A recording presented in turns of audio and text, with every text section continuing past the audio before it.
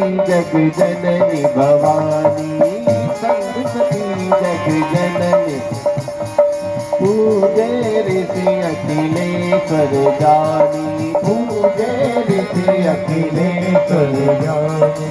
एक बार त्रेता जुग माही, एक बार त्रेता जुग माही, एक बार त्रेता जुग माही, एक बार त्रेता जुग माही। सब गए कुंभज ऋषि, कुंभज ऋषि पाहि, कुंभज ऋषि पाहि, कुंभज ऋषि।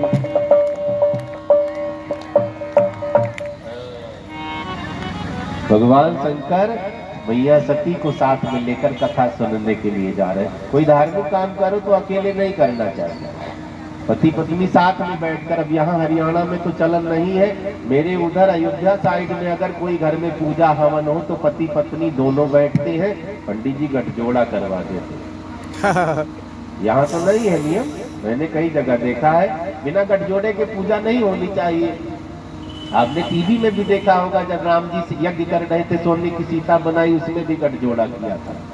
गठजोड़े का मतलब क्यों, बार बार गठजोड़ा क्यों किया जाता है? ये रूल ऋषियों ने बनाया है। बार बार गठजोड़ा, याद है कि भूल गए हो, याद है कि भूल गए तो फिर ताजा हो गया है, भूल जाओ तो फिर आज बांध दिया है। भूलना नहीं चाहिए। गांठ बहुत है लेकिन गांठों में रस नहीं होता है। ईख कभी चूसा है गन्ना, उसमें गांठ होती, गांठ कोई चूसता है, रस ही नहीं होता है। लेकिन एक गांठ ऐसी है जिसमें रोज रस होता है, ग्रंथि बंधन की गांठ, इसमें रोज रस है। कई लोग रोज लाठी चलाते मियां बीबी, तो उनमें निरस हो गए, उनकी बात नहीं है।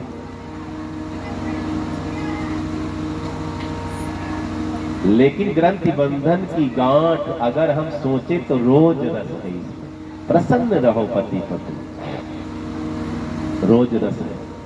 अब क्या हुआ, भगवान शंकर चले तो अकेले नहीं, सती जी को भी साथ में ले लिया। संग सती जग जननी भवानी, पूजे ऋषि अखिलेश्वर जानी।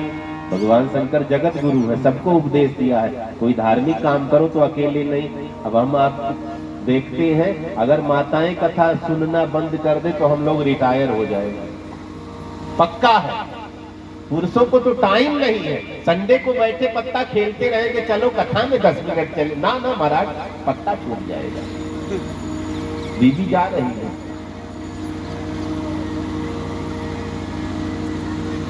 एक जगह